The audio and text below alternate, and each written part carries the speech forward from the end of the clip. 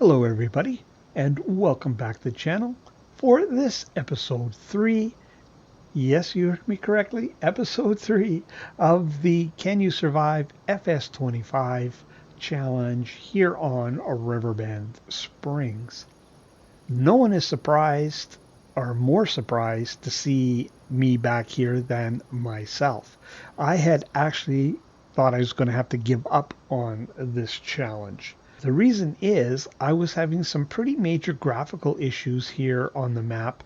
Both here and on Hutan suffered from the same issue. Now, I had it right from the beginning or the release of FS25, but it used to happen rarely, then it went to occasionally, then it went to frequently, and then all the time.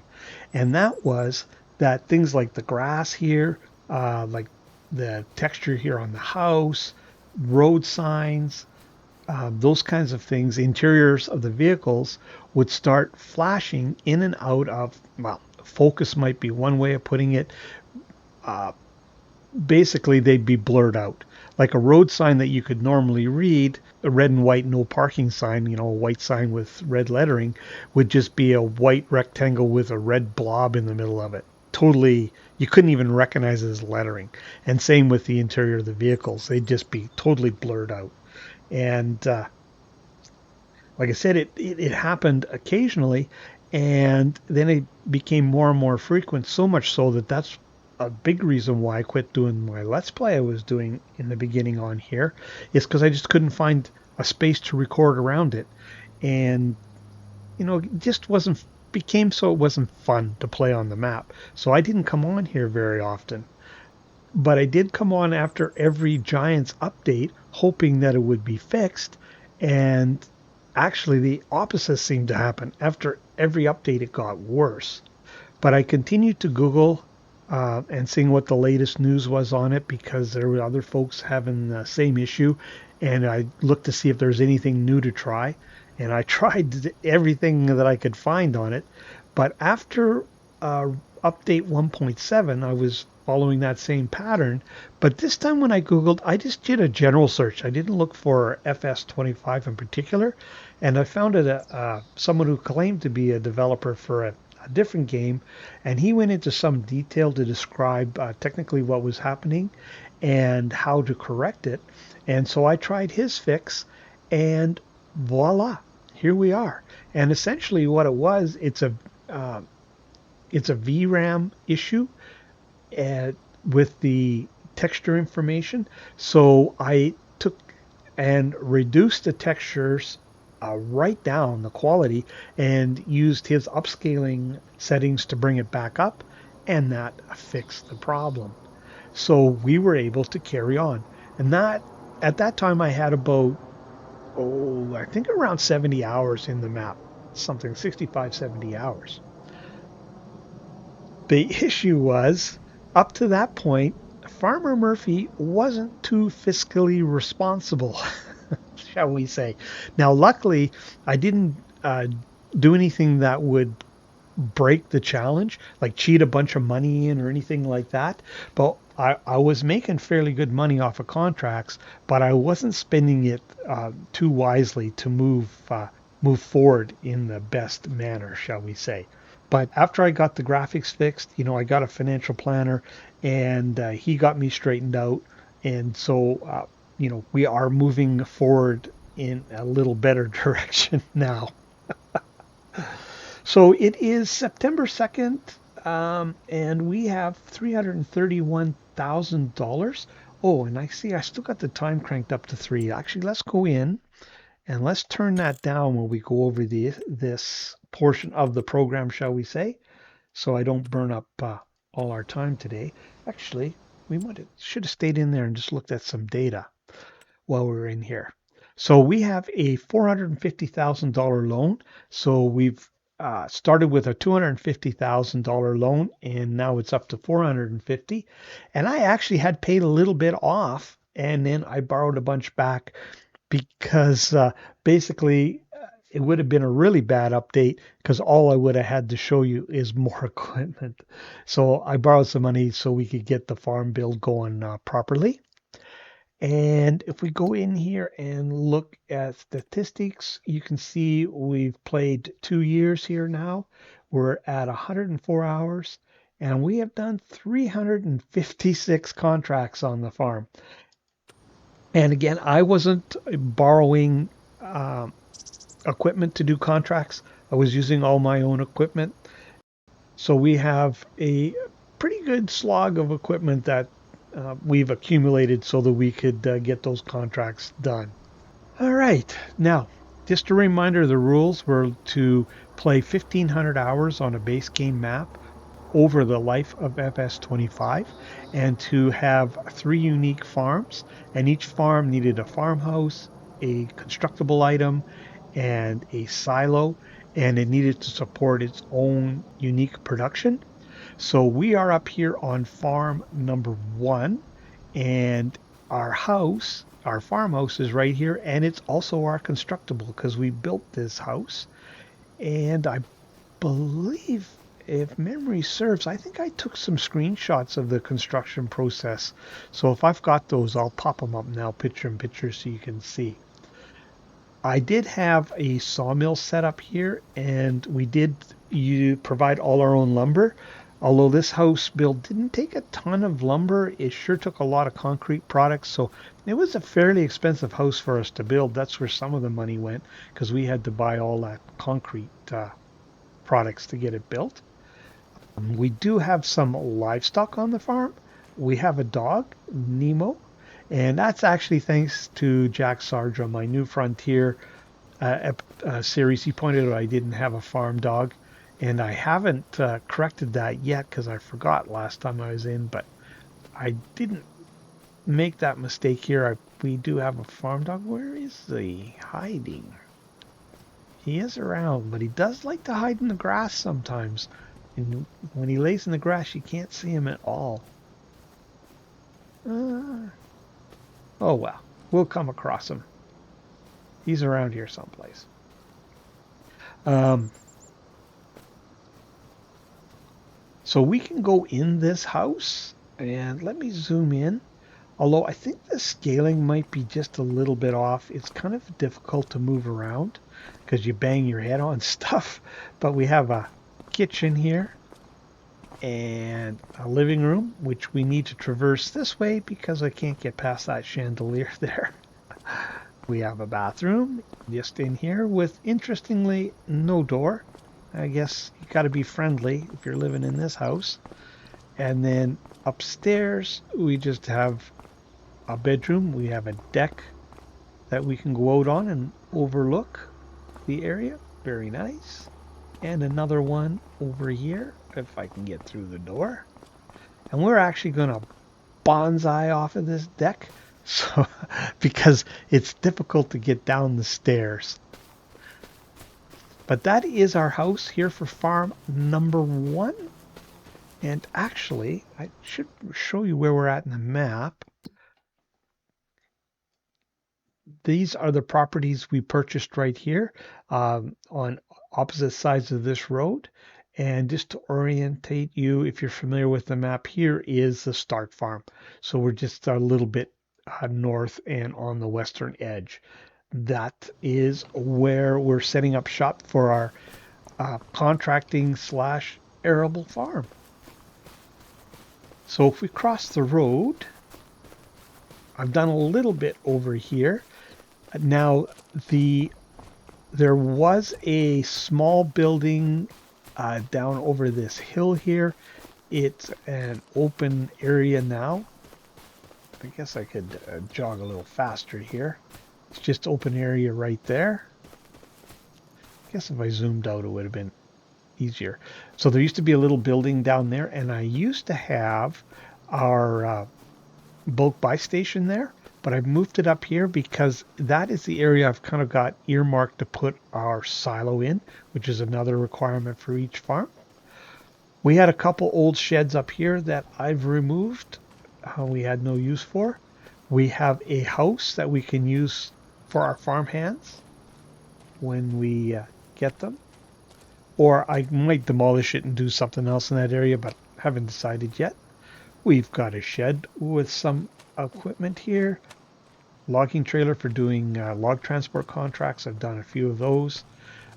Cultivator, a windrower that we're going to need here in a little bit, a trailer, and a plow.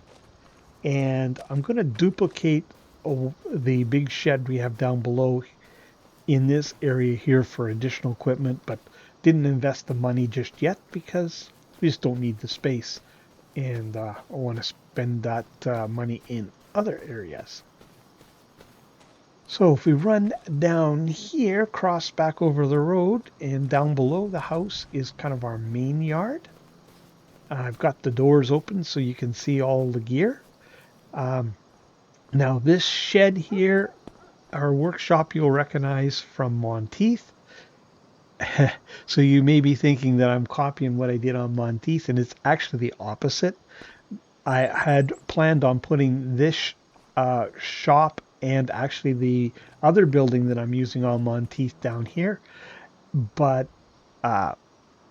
when I didn't think I was going to be able to carry on here, I used them on Monteith, so I had to do something a little bit different here. So they weren't exactly the same, but I couldn't give up on the shop. But here is our equipment as it stands right now. Now, a lot of this equipment I bought used, but one thing you'll notice is we are now a New Holland farm.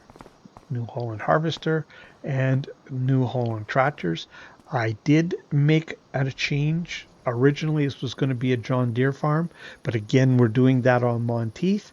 And my original thought was, wow, it didn't really matter because I was just going to do updates on here. But you know what? I've changed my mind because we had to cut short the Let's Play. Yes, we're going to do updates, but we're also going to show some farming, not just a pure update video like we did the last time. I'm going to highlight new equipment or new processes, that sort of thing. So for that reason, I decided to change out the equipment. Now that I did do at no cost to myself, but it's all the same horsepower or like same header sizes, all that sort of thing. The only advantage we gained is now, of course, the hour meters are all reset, so we'll have a little bit less repair costs because the equipment's now new. But we have a harvester. When I bought the original John Deere one, haven't used it that much. We've only had a few contracts we could do, but you know, I knew we were going to need it anyways on the farm, so I didn't really mind spending the money.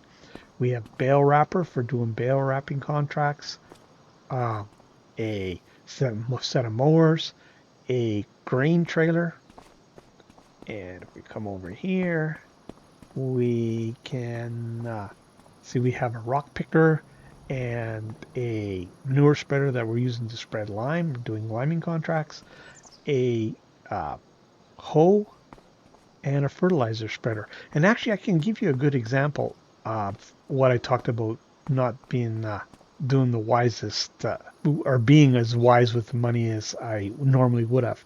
This large square baler here, originally we had a modded Krone square baler that we had bought used, but it was worth only $30,000 new. And I sold that and bought this baler, which came up used, that was like a base game baler, wasn't a mod, but was nearly even used, was over 100,000. So that's what I mean. I wouldn't have normally done that, gone and spent $100,000 on a different square baler. I did it just to get rid of that mod and to see if, you know, it would improve things. And I did that a few times, not only with that baler, but with tractors as well. Then there's two trucks, and I think these were both here before, these two international trucks. And then, like I said, we are now a New Holland farm.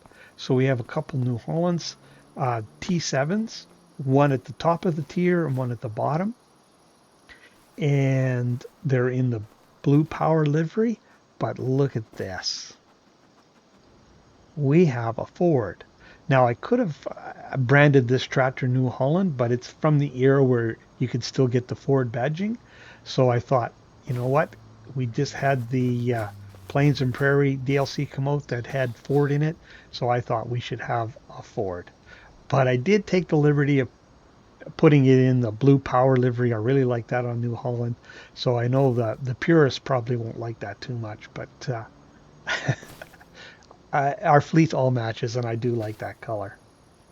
So that is our fleet of equipment as it stands. Now, we did have a weeder and a seeder that I sold to get the money back because we just weren't using them very much. And I wasn't too happy with the seeder in general. So I got rid of that to add money to our coffers so that we could buy our first property. And I have decided, if we look at the map here, we're going to buy a grass field because we have all the equipment that we need to deal with grass. And silage makes you pretty good money, even in hard mode. It's not as good as it used to be in FS22, but it's still pretty good money. So that's where we're going to start. And I've picked this field here. So we're going to go ahead and we're going to buy that. Sorry about the talk. Not quite sure why she's getting excited. So we are going to go do some grass work on there to wrap up the episode. So I will get the uh, smaller T7, the 230, onto the mowers, and I will meet you at the field. So we'll catch up with you in just a little bit. Well, we're down here at our field with our mowers.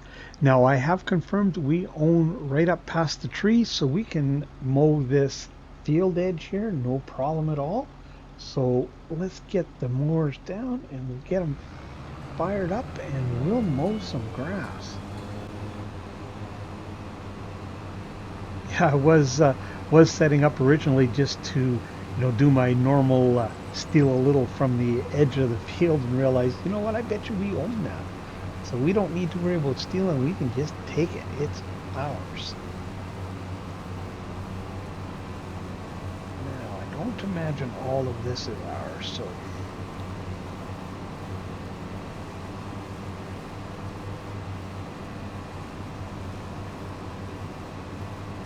so our first field on the farm of any description. Now, once I get this crop off, I will turn precision farming on, so we're going to run with that on here on the farm. But I didn't want to do it with fully mature crop in the field. We'll turn it on once we get the grass off here. Oh, you know what? I said we didn't need any equipment. I just realized something. I don't have any way to pick up the bales. Well, see, this is not ours, obviously. Yeah, I don't have... when I did the bales up by the house there, you may recall I did that a couple times before the shop and everything went in. We just had a few little bales, so I just loaded them onto our International with our loader tractor. But I'm hoping we have more bales to deal with than with what we had up there. That method won't be practical anymore.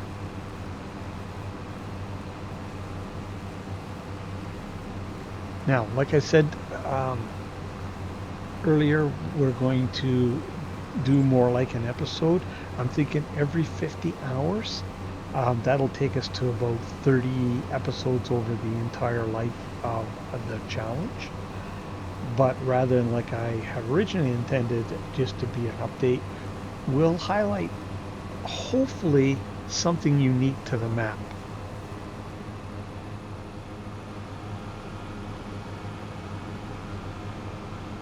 Productions or some unique equipment to FS25 that we didn't have in 22, something like that. Now I know there's really nothing unique about what we're doing here, but like I said, we're not in the best position, but hopefully that'll turn around.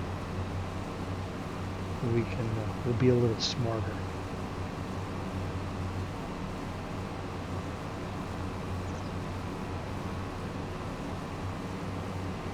Now, steal this little edge here? Yeah. It's going to let me take that. Although we do have new tractors. We can come in here and have a look inside. They are pretty nice, these New Hollands.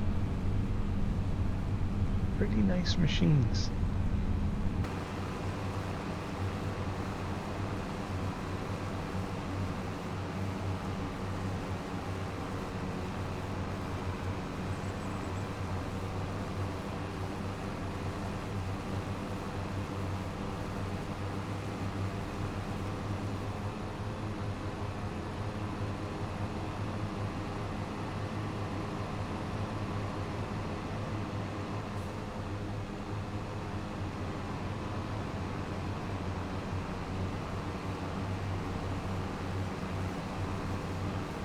Now the field across the road is, within reach. If we get a few more contracts this month, I might actually buy that grass field across there. I think it is 107 or 108,000, something like that. We have 125, so that would leave us a little bit short, I think, to buy it right now. But before the end of the month, if I can get a few more contracts in, I might pick that up and give us an additional grass field.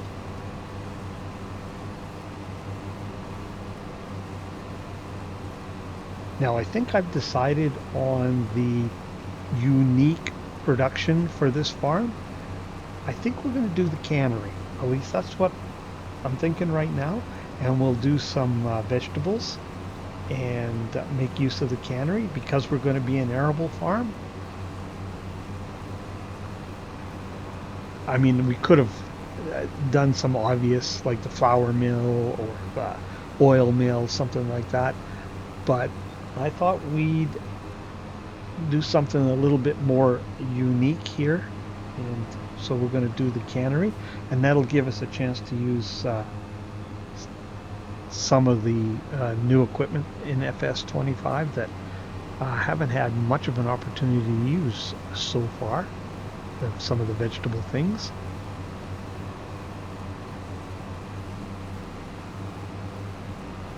Now my general plan is that the arable farm will also support some of the other farms. For example, if we do a pig farm, the arable farm could supply things like the grains and soybean or canola or whatever they needed to feed the pigs. But then the pig farm would have the unique equipment required to do, like, say, sugar beets. If we decided to do sugar beets, and then it could run the sugar mill. So each farm that will have some unique equipment, some unique process to it, but also will take advantage of the fact that we have the large arable contracting farm that can supply some of the not only the equipment it needs, but maybe some of the materials or goods or crops or however you want to say that.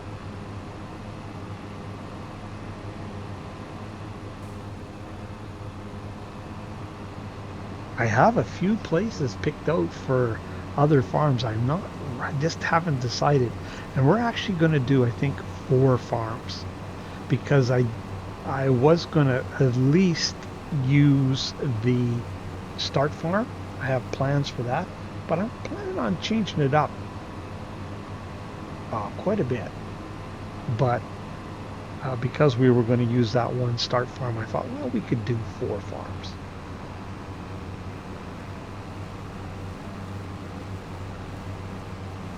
Three with animals and 1 without. Kind of my thinking. As it stands right now, anyway. As always, subject to change.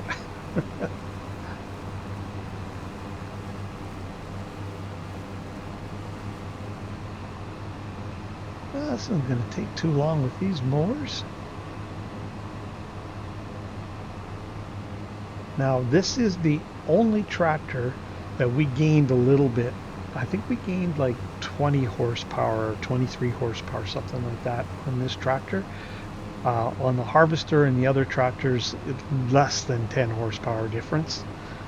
But I noticed that just a little bit extra, this tractor handles these mowers a little better than the old John Deere one we had.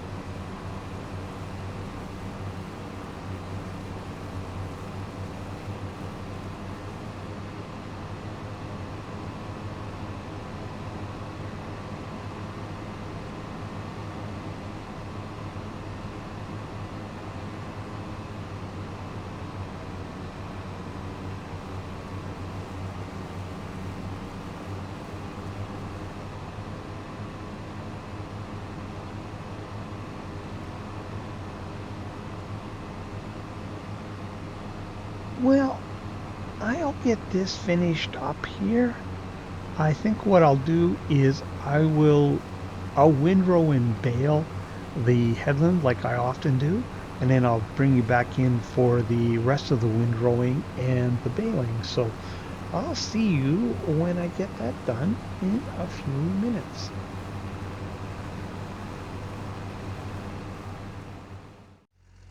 Well, we got 9 bales just off the headlands. That's all right. Certainly wouldn't want to haul that many bales with our old International. Well, I guess it's not old, but loading it up with our loader tractor onto our International flat deck. So we'll lease one of those auto stacking bale wagons. If we stay under 24 bales, or if we get under 24 bales, we can just leave them sit on the wagon to ferment for the trailer. Now you can see we have our old Ford. Good tractor to do this kind of job with.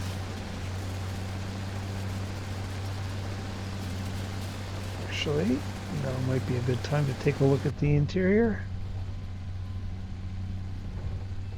Not a modern tractor, but it's pretty nice. Boy, it's a little rough going over this hay swaths. Or grass swaths, I should say. Now we used our round baler because it bales and wraps in one operation. It also has the silage additive tank on it, so we gain a little extra there as well.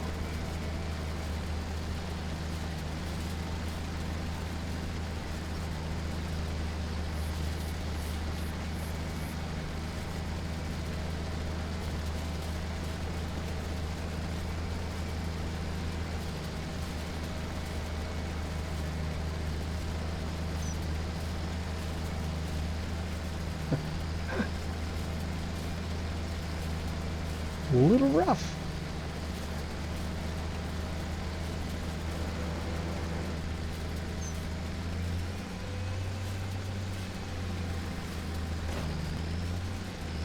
Now I should have mentioned that the Can You Survive 25 challenge is a Rusty Money Gaming challenge, and so you can find that on his Discord page if you're interested. All the rules are there. I'll try and remember to put a link in when I edit.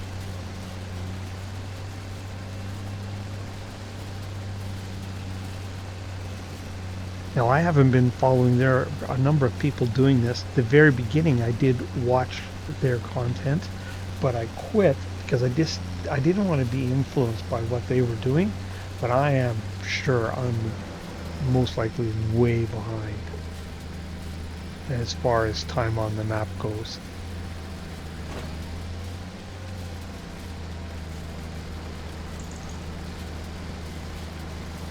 Once I get a little further along, I'll probably jump back in and start watching some of the other guys.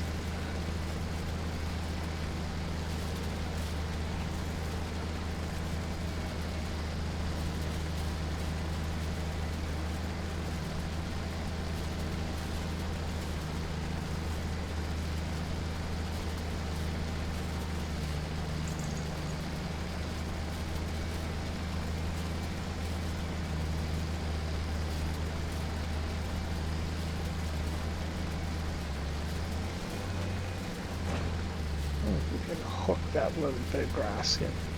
Oh, I don't think we did.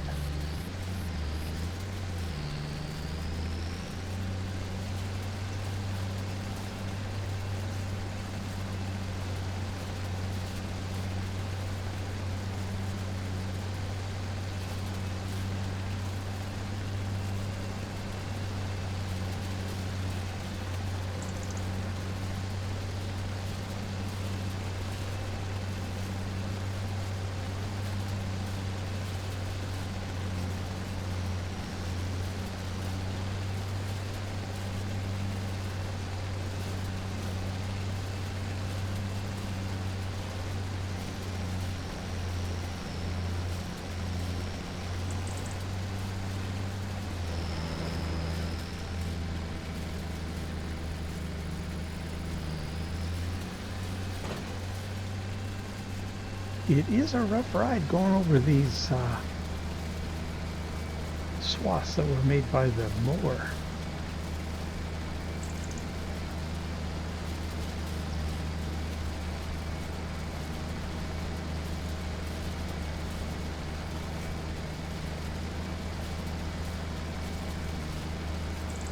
Perfect job for this tractor. Another job I used the smaller tractor for was when we had bale wrapping contracts. It was good for that too.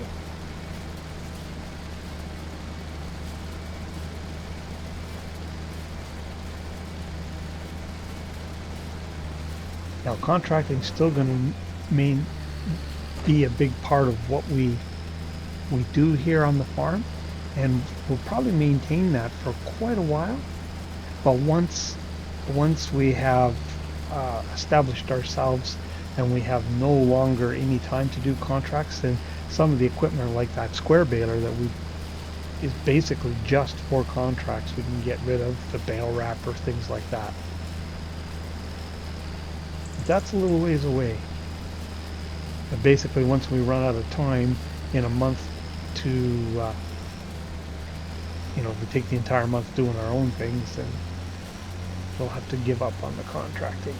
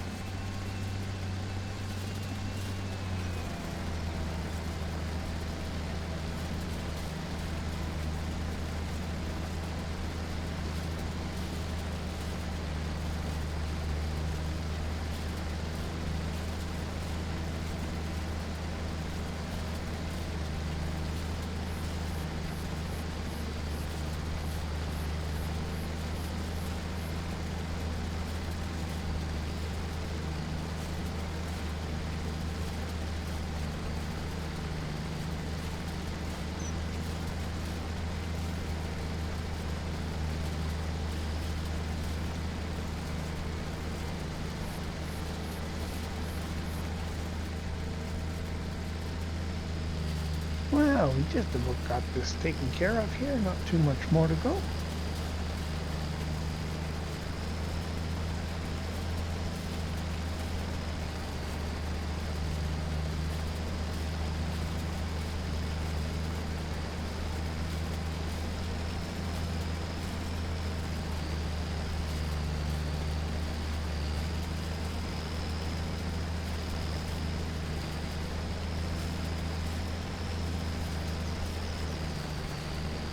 Well, I'll get this last little niggly wiggly corner here done off camera, and I'll bring you back in for some baling.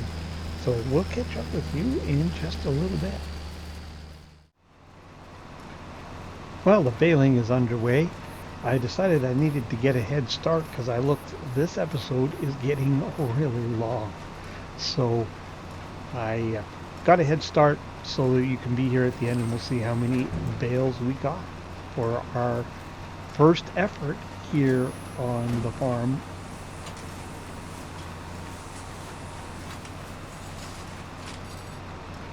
It's on a field like this that you appreciate that bale end turner, another advantage to this baler.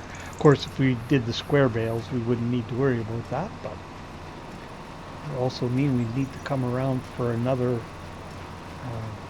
pass around the field to wrap all the bales. So this just makes way more sense. Now, that's a good opportunity for us to do a little in-cab work, actually.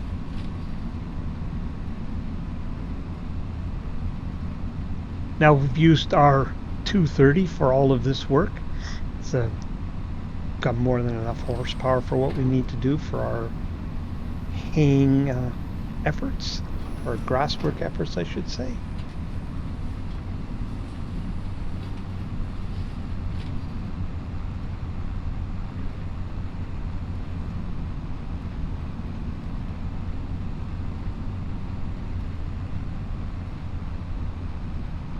Now, we will eventually, of course, get a T8. That'll be our large tractor. I don't think we'll need any more horsepower than that here on Riverbend.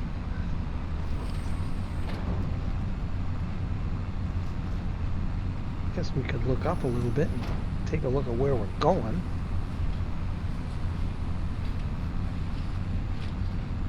Yeah, none of the fields are particularly huge, unless, of course, we get in the mode of starting to put fields together.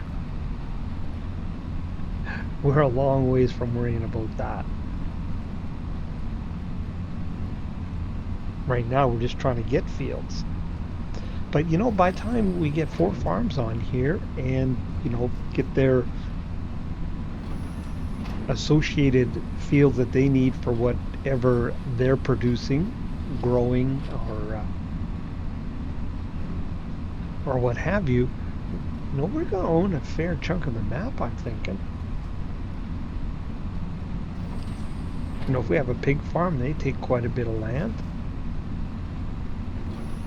You know, in the cannery, you know, we're going to need some land for the vegetables. And who knows what else we'll get up to. Now, I haven't picked any of the collectibles up yet. That's on purpose, but we will do. I was kind of just waiting till we got more established, so we didn't really need them. And then we'll collect them to help us grow.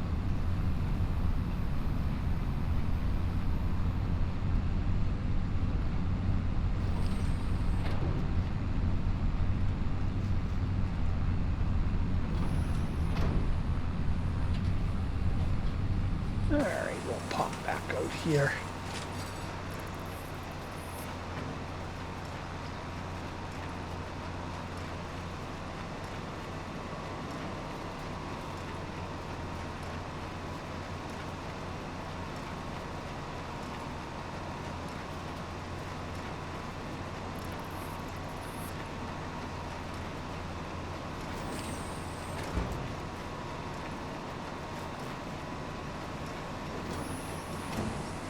This is such a nice baler.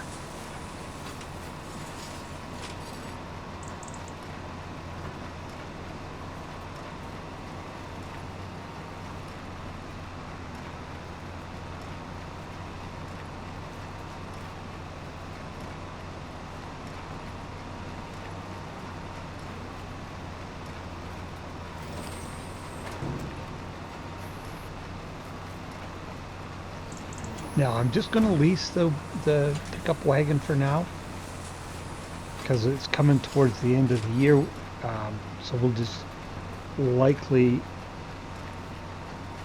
just turn it back in when we're done with our grass cutting here, and hopefully we can have used at some point along the line. We will need to own it. That's something we'll be using a fair bit.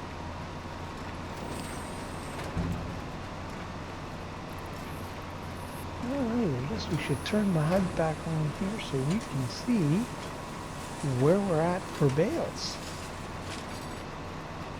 25. Wouldn't you know it? Well, I'm not complaining, but if it were 24, like I said, they could all fit on the trailer and we could just leave them sit there to ferment. But we have one extra bale. Oh, well, that's the Murphy way for you.